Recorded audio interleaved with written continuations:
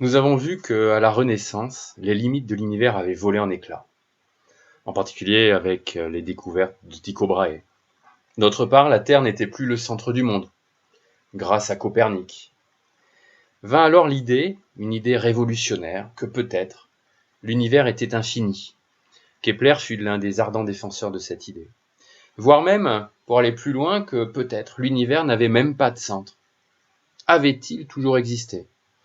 Vous voyez, ces questions de centre, d'infini, de début, tout ça, ce sont en fait des questions qui se ramènent à avoir une description mathématique de l'univers. Et donc nous avons là, au XVIIe siècle, les débuts de la cosmologie. Et nous allons voir par la suite que la simple observation que la nuit il faisait nuit fut déjà, en soi, une façon de penser cet infini. L'une des idées du XVIIe siècle, qui sera fondatrice de toute la physique contemporaine, est ce qu'on appelait à l'époque le principe de Copernic, ce qu'on a plutôt tendance à appeler maintenant le principe cosmologique. L'idée, c'est de partir d'un postulat qui est exactement à l'opposé des conceptions religieuses et anthropocentriques du monde d'avant Galilée, c'est-à-dire de postuler que l'univers n'a pas de centre, aucun lieu privilégié par rapport à un autre. Donc la Terre n'est pas le centre, mais il n'y en a pas. C'est de postuler que l'univers à grande échelle est homogène, que l'univers est isotrope, c'est-à-dire qu'il n'y a pas de direction privilégiée dans l'univers. Autrement dit, ça signifie que de postuler que si l'on observe suffisamment loin dans notre univers, eh bien on observera des étoiles en égale quantité, quelle que soit la direction où l'on observe. Alors ce qui est assez incroyable dans ce postulat, c'est qu'il a fallu attendre des siècles pour qu'il soit vérifié observationnellement. Et effectivement, je vais vous montrer un petit film qui a déjà une vingtaine d'années, qui correspond au champ d'observation le plus profond qui a été fait par le télescope Hubble. Donc imaginez Hubble a pointé une direction du ciel dans l'hémisphère sud, un endroit où il y avait très peu d'étoiles. Donc il a pointé entre les étoiles, et ce qu'on observe ici, ce sont des galaxies. Et donc sur 300 heures d'observation, Hubble a pu aller très très loin, a pu aller vraiment dans l'univers le plus lointain possible. Et voilà ce qu'il a observé. Il a observé des points lumineux, des galaxies, aussi loin qu'on puisse observer. Et ce champ de vue très profond, s'il avait été répété à un autre endroit, dans une autre direction du ciel, on aurait observé pas la même chose, mais la même quantité de galaxies. Ensuite, vous voyez des points qui sont très peu lumineux et qui a nécessité que Hubble fasse une observation plus dans le domaine de l'infrarouge. Et on arrive ici, les points rouges que vous voyez, ce sont en fait les galaxies les plus lointaines que Hubble a pu observer dans ce champ extrêmement profond. Et ces galaxies apparaissent rouges, on verra plus tard, je vous expliquerai pourquoi. Et on sait, je vous expliquerai également comment on fait, mais on peut déterminer l'âge et la distance de ces galaxies qui se trouvent environ à 13,5 milliards d'années-lumière de nous. Alors, qu'est-ce que nous dit ce champ profond? Il nous dit d'une part que le principe de Copernic du XVIIe siècle était très juste. On se rend compte qu'effectivement, l'univers, si l'on le regarde suffisamment loin, devient finalement des îlots de lumière qui sont en quantité, en densité égale dans l'univers. Avec la seule différence que là où les anciens pensaient trouver des infinités d'étoiles, là on observe des grandes quantités de galaxies, mais qui elles-mêmes contiennent des centaines de milliards d'étoiles. Et la deuxième remarque, c'est qu'on se rend compte que l'univers semble être fini, encore qu'il va falloir interpréter cette notion, et il semblerait que au-delà de 13,5 milliards d'années-lumière, eh bien on n'observe plus rien, on n'observe plus de structure de type galactique. Imaginez que vous vous trouviez devant une forêt. Premier cas, si cette forêt est immense, disons infinie, vous ne verrez que des troncs d'arbres. C'est le cas de l'image du haut.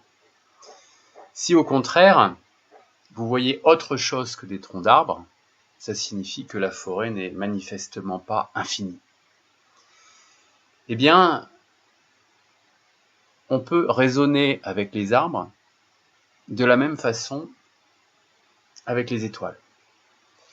Nous avons vu, d'après le principe de Copernic, l'univers est constellé de galaxies, même si à l'époque de Copernic on pensait que c'était des étoiles. Donc le ciel est constellé de galaxies et où qu'on regarde, on a une densité de galaxies équivalente dans toutes les directions.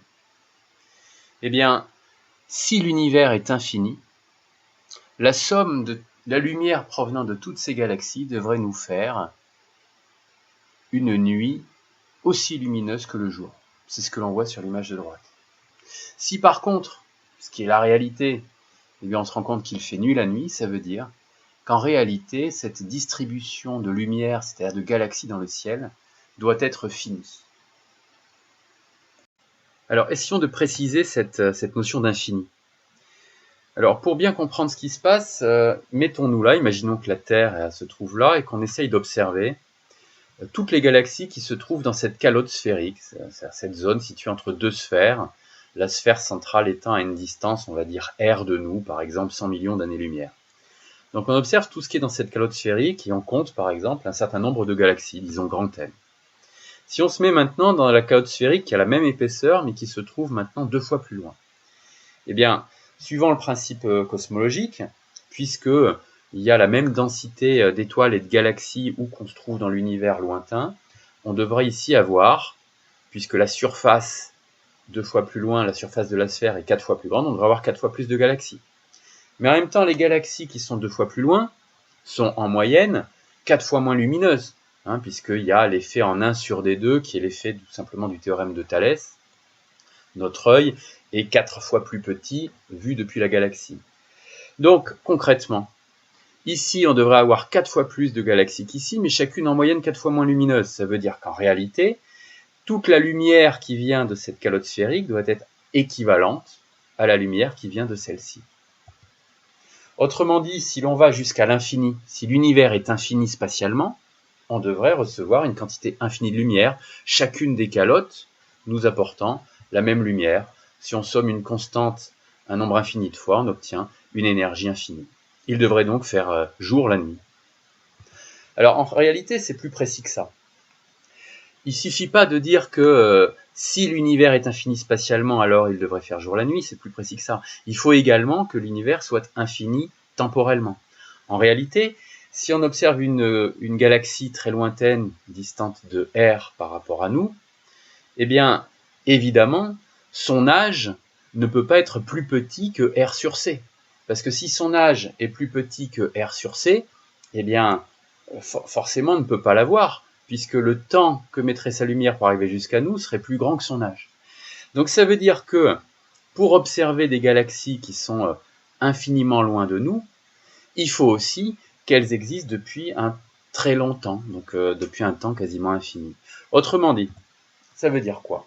Ça veut dire que si l'univers est infini spatialement, et qu'en plus l'univers est infini temporellement, alors il devrait faire jour la nuit. Or manifestement c'est faux. Il fait nuit la nuit. Donc, cette hypothèse, cette double hypothèse-là est fausse. Et c'est quoi dire le contraire de ça et ça? C'est dire que, forcément, l'univers est soit fini spatialement, soit fini temporellement. Et c'est ça qu'on observe, finalement, quand on observe le champ profond de Hubble.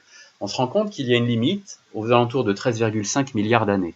Mais par contre, ce que ne permet pas de dire ce champ profond de Hubble, c'est est-ce que cette limite correspond à un univers fini temporel? L'univers aurait une sorte de début il y a 13,5 milliards d'années, ou est-ce que c'est une fin spatiale? C'est-à-dire l'univers n'aurait rien, aucune matière au-delà de 13,5 milliards d'années-lumière.